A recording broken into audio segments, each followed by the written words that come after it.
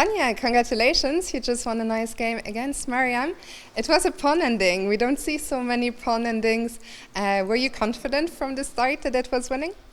The king pawn ending, I think I needed to be a little precise like you do with king pawn endings, because in certain positions I'm not winning it if she's in time with her king.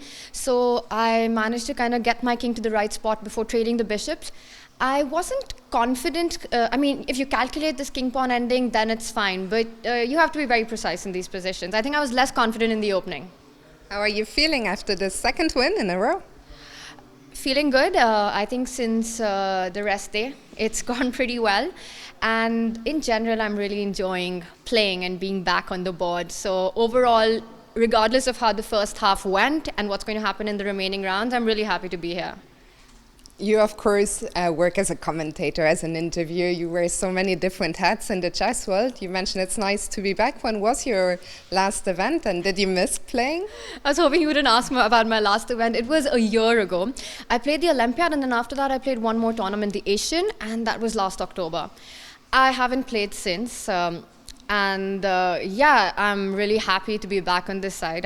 It was only once I got to the board that I realized how much I was actually missing it. And it's a completely different animal from commentating, but it's really nice to be back, and maybe I'll play more next year. We certainly miss you over the board. How do you reconcile working full-time in the chess world and staying in shape for these big events? I think I try to follow what I really want to do in that moment, and I was, the first half of the year I didn't play due to some personal health reasons. The second half of the year I was commentating a lot and enjoying that and loving that a lot, and then I got this opportunity to be at the Grand Swiss, and this was really big for me. So it was a very impulse decision to actually accept the invitation, because I just felt like this is the tournament, of the year, and you really want to be here. So I said yes, and that kind of motivated me to start training a bit. I had about a month before I came here, and I just tried to do my best, getting my mind in the best shape that I could. You're here with your mother. You've played here a couple of times before. How does it feel to be back, and how are you enjoying your time?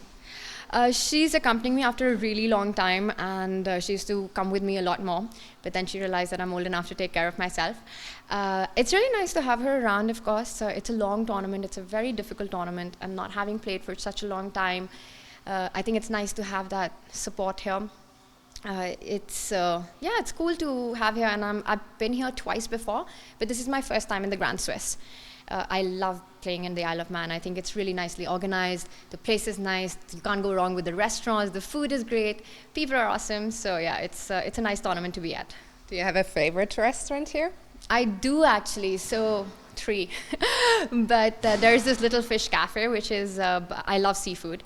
It's by the sea, really good fish. If you're in Isle of Man, definitely check it out. And there's a really nice Indian restaurant, Aura. And it's been a long trip for me, and I still have a long way to go before I go back home. So a little bit of Indian food in the middle always helps. You say you still have a long way to go until you go home. What's next for you? So I've still got games here, and then after that I'll be going to St. Louis. And then I'll finally go back home after the St. Louis Rapid and Blitz. Returning to your event here for a second, you said things are going better since the rest day.